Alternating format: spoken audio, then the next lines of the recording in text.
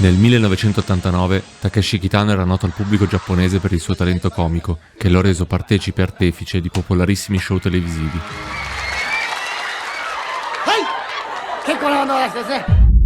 Poi ha fatto qualcosa di inaspettato.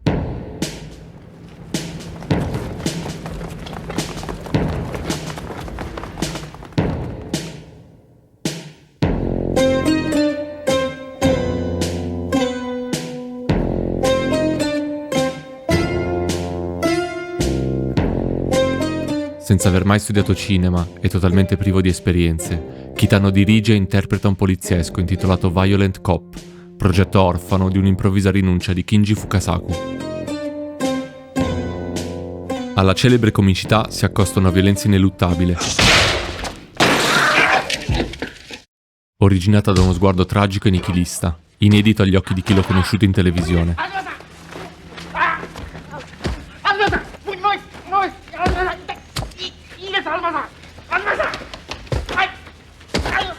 È la nascita dell'autore più imperscrutabile e imprevedibile della storia del cinema.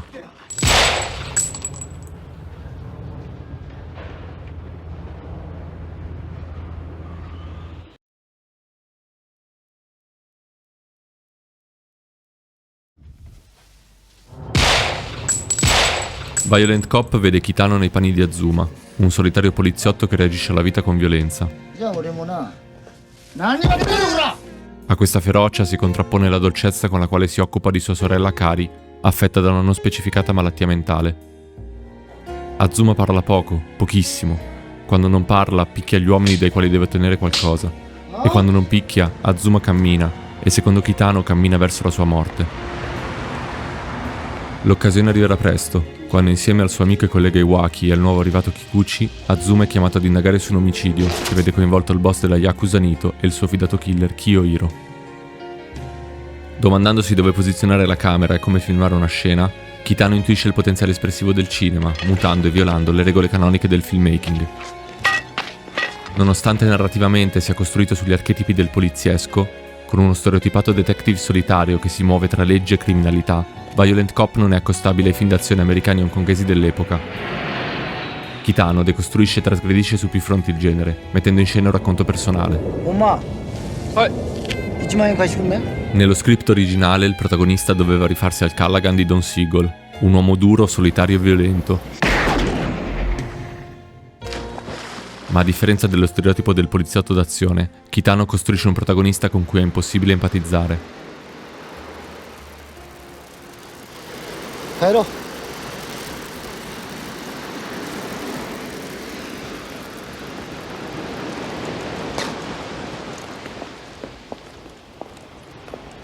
Azuma non esercita lo stesso charme di Eastwood.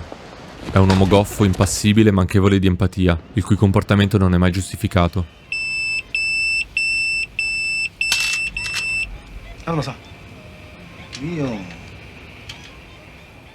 Calato nel film diventa il volto di una narrazione imprecisata, che evita di rispondere a tutte le domande che pone.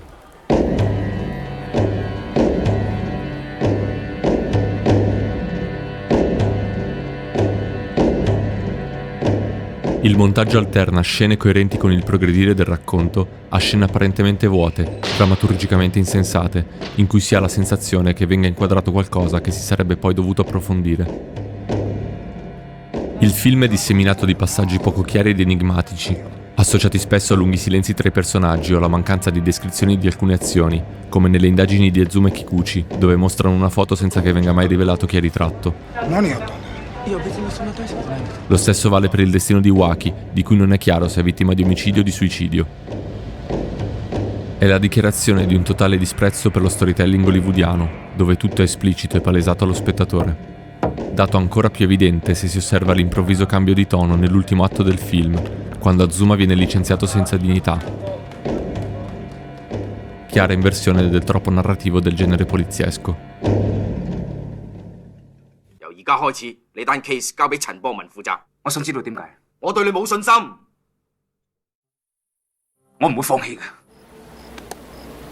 Se in queste opere il licenziamento rappresenta la possibilità per il protagonista di agire al di fuori della legge per una giustizia etica e morale superiore, in Violent Cop le vicende assumono invece le connotazioni di un incubo disturbante. La violenza, che prima riguardava solo i personaggi coinvolti nelle indagini della polizia, dove ad ogni violenza perpetrata ne conseguiva una di pari forza, ora colpisce tutti, innocenti compresi.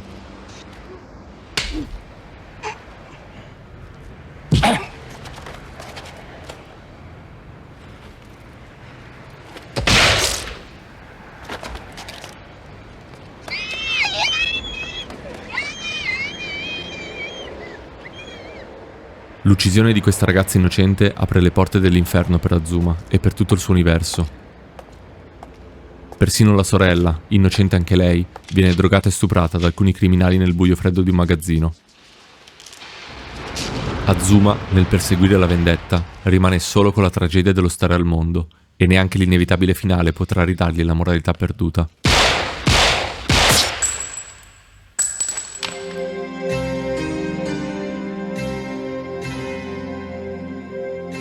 La violenza non è più una conseguenza del genere, ma è affrontata come una tematica e un'ideologia di vita, formalmente suddivisibile in due categorie.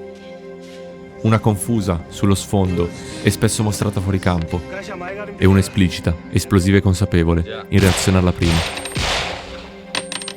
La vita quotidiana per Kitano è già densa di una violenza naturale. Il mondo è crudele e viene raccontato ai margini dell'inquadratura, come il funerale di Waki, dove il collega di Azuma gioca spensieratamente a golf nel prato. Solo il mare, a cui la sorella guarda con impossibile speranza, rimane il mistero a cui aggrapparsi per non cadere nel vortice disumano della vita. In un mondo crudele, la violenza consapevole è quindi la reazione più ovvia e ordinaria, mai eroica o spettacolare, anche quando è sottolineata da scelte tecniche come lo slow motion, che invece ne rimarca l'inevitabilità, come spesso accadrà anche nelle opere future.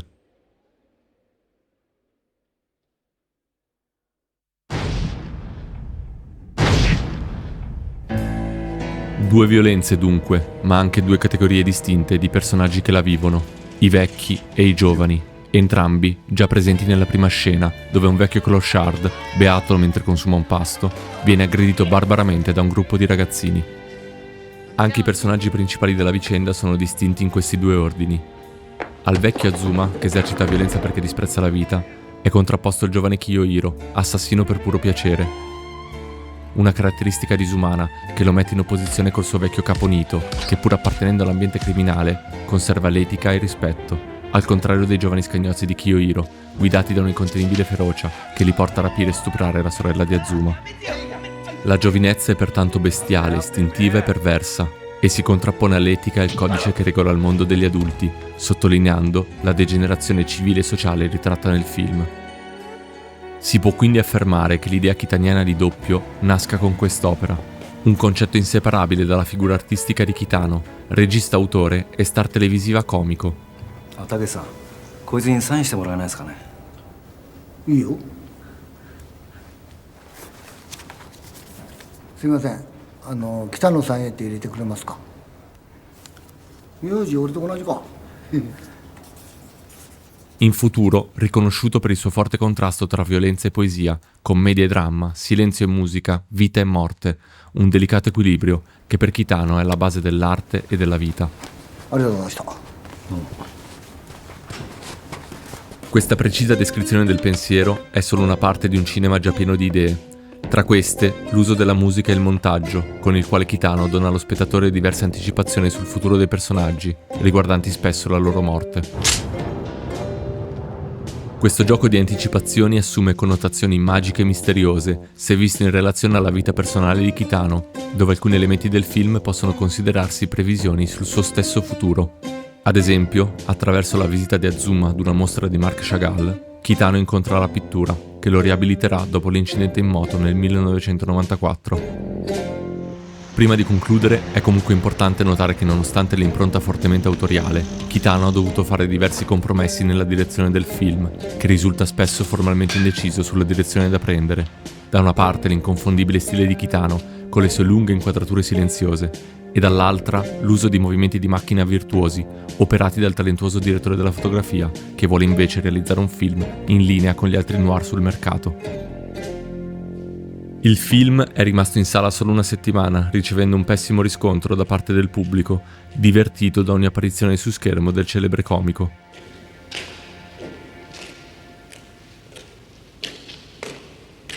Per Kitano è il segnale di dover dare ancora più forza al suo sguardo.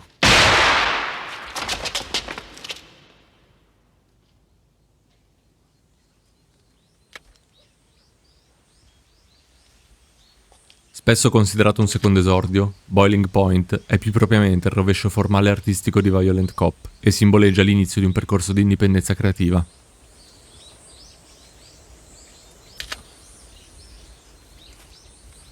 Kitano scrive da solo soggetto e sceneggiatura.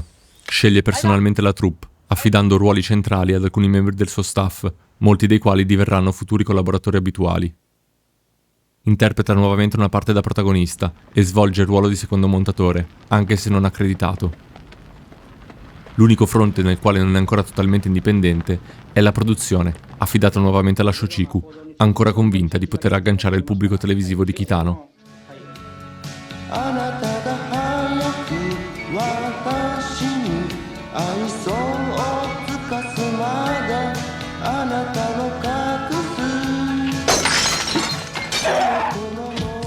Distribuito nel 1990, Boiling Point risulta un film travolgente per la libertà con cui affronta il materiale narrativo, svincolato dall'esigenza alla base di scelte determinanti in Violent Cop, dalla necessità di Kitano di separarsi dalla propria reputazione di comico televisivo. 1日ね100回ぐらい振れば上手くなるよ。振らなきゃ始まんないんだから。 Masaki è un ragazzo con la passione del baseball, che pratica con una squadra junior in una prefettura non specificata del Giappone. Il suo apporto è però nullo, è spesso fuori dal gioco e non porta mai alcun punto alla squadra.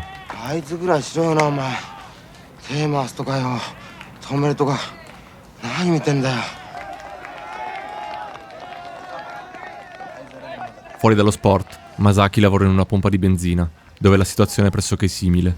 もういいわ時間ねえから帰るわ遊びに入ってんだろ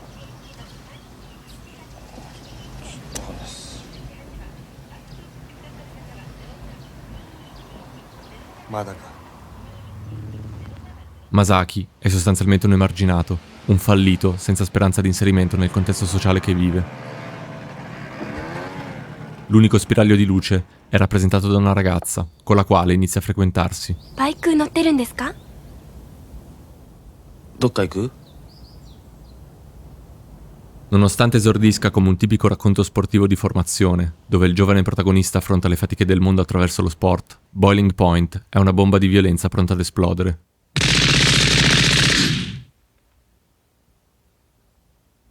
Masaki, ribellandosi ad un litigioso membro della Yakuza, scatena una serie di eventi negativi che coinvolgeranno i suoi colleghi e i suoi compagni di squadra. Insieme al suo amico Kazuo decidono allora di viaggiare fino ad Okinawa per acquistare delle armi con cui vendicarsi. Lì faranno la conoscenza di Uehara, perverso e anarchico reietto della Yakuza che sta pianificando una vendetta a sua volta. Boiling Point è un audace film di passaggio, diverso da tutto il resto della produzione artistica del regista, a partire dall'assenza di musica. Kitano gioca con le forme, palleggiando tantissimi elementi narrativi e cinematografici, senza mai preoccuparsi di giustificazioni o appartenenza ad una tradizione o a un genere. Il film si apre con il primo piano di Masaki avvolto nell'oscurità, delineato solo da una debole luce, come una sorta di seguito del finale di Violent Cop. Al contrario della tragedia rappresentata in quest'ultimo, Masaki è invece chiuso in un gabinetto, il suo personale rifugio. Abbandonandolo, il film si apre su nuovi orizzonti, posando lo sguardo su una partita di baseball, sport dalle regole complicate che Kitano associa abilmente al cinema. Vedendola da questo punto di vista, Kitano dichiara immediatamente il suo volontario distacco dai principi cinematografici, che non conosce o non vuole seguire, e che rovescia con l'inettitudine dei suoi protagonisti. Quando a Masaki viene chiesto di battere, quest'ultimo non prova nemmeno a colpire la palla, facendo perdere la sua squadra, esattamente come il film è una sconfitta per i suoi produttori. Il racconto prosegue accumulando eventi e personaggi, affidandosi ad una struttura narrativamente incongruente che tradisce costantemente le attese dello spettatore, sottolineando la rappresentazione vuota e insensata del mondo messo in scena da Kitano. Sono presenti crudeli rappresentazioni del ceto medio della piccola borghesia, come i clienti di Gucci, che deridono il suo bar e si lamentano della pulizia del bagno. どうしたの？息できない。我慢する。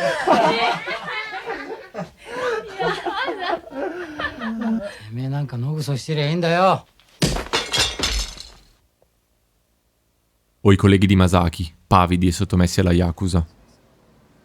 Gli estremi violenti di questo mondo sono rappresentati da quest'ultima, in particolare dal personaggio di Uehara, interpretato da Kitano stesso, che arriva a 48 minuti dall'inizio della pellicola.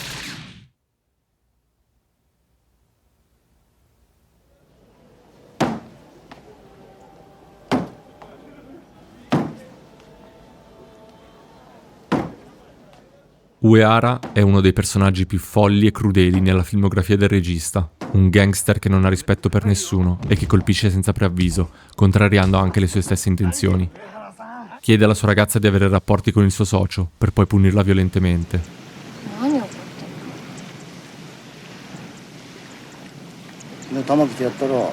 あんたがやれって言ったんじゃ俺がやれって言ったら誰とでもやんのかよ。ん。何言ってんの？おう。なんでこの野郎。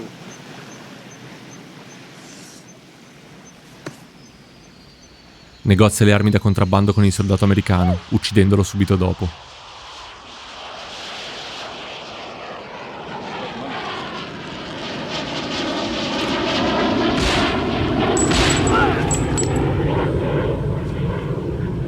Una sadica follia che forse rappresenta l'unica liberazione da un sistema ormai in decomposizione.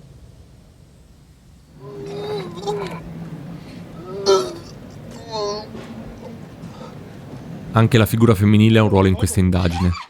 Boiling Point è infatti considerato un film maschilista, come altri nella filmografia di Kitano, per la rappresentazione della donna spesso oggettificata e vittima degli uomini. Esemplare è la figura della ragazza di Uehara, sovente costretta ai voleri e agli ordini del compagno, che la picchia e ne abusa quando lo ritiene più opportuno.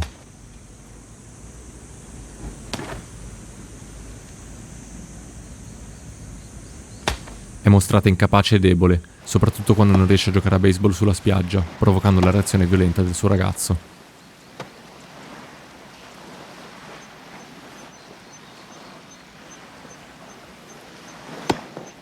Questa messa in scena rappresenta uno stereotipo sessista, in cui la donna appartiene ad un ordine inferiore, costretta a navigare il mondo passivamente senza alcun potere di azione.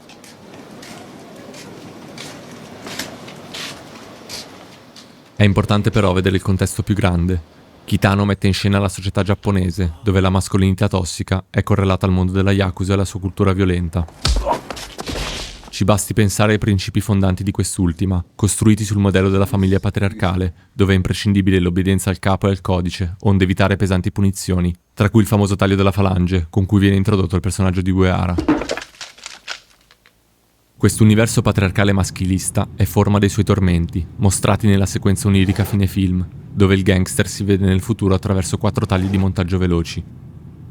Lui che commette un omicidio, si mostra inginocchiato e incoronato dai fiori, consuma un rapporto sessuale con la sua ragazza e muore tra un'esplosione di proiettili e sangue. Questi 4 tagli rappresentano la violenza, la natura, il sesso e la morte, ovvero le 4 forze che governano la società messa in scena.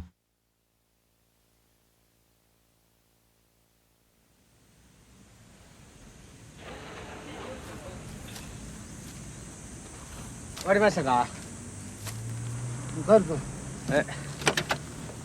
りろほら。 La donna quindi non può partecipare a questo mondo, non perché è inferiore, ma perché è esclusa dal sistema che lo governa. E come la donna anche gli inetti come Masaki, colpevole di mancare di macismo e quindi vittima di violenza.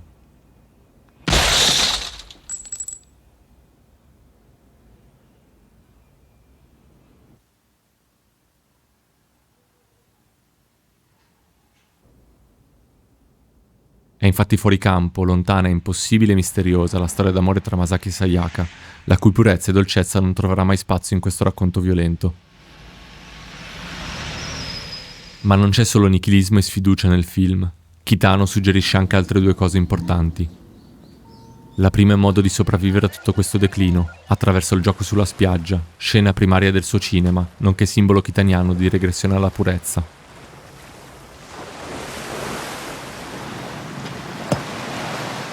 È infatti l'unica parentesi che richiama il baseball durante le vicende di sangue ad Okinawa, dove i personaggi in riva al mare si divertono anche solo colpendo la palla, abbandonando la competitività feroce dello sport.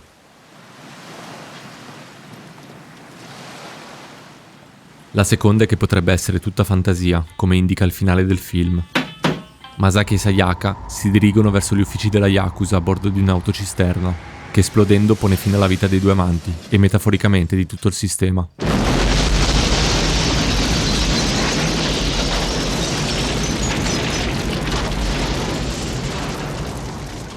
Ma stupisce ciò che accade dopo, quando con un taglio si torna all'incipit del film, con la stessa inquadratura di Masaki chiuso al gabinetto.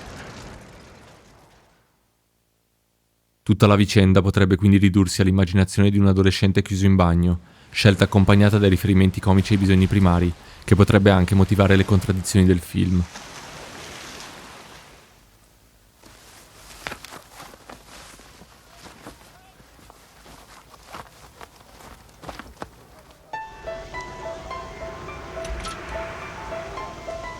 Per concludere, Boiling Point è un film denso e sottovalutato, fondamentale per il futuro cinematografico del suo regista, che arricchito dalle esperienze dei suoi due esordi è pronto ad ampliare il suo sguardo, sconvolgendo critici e pubblico di tutto il mondo.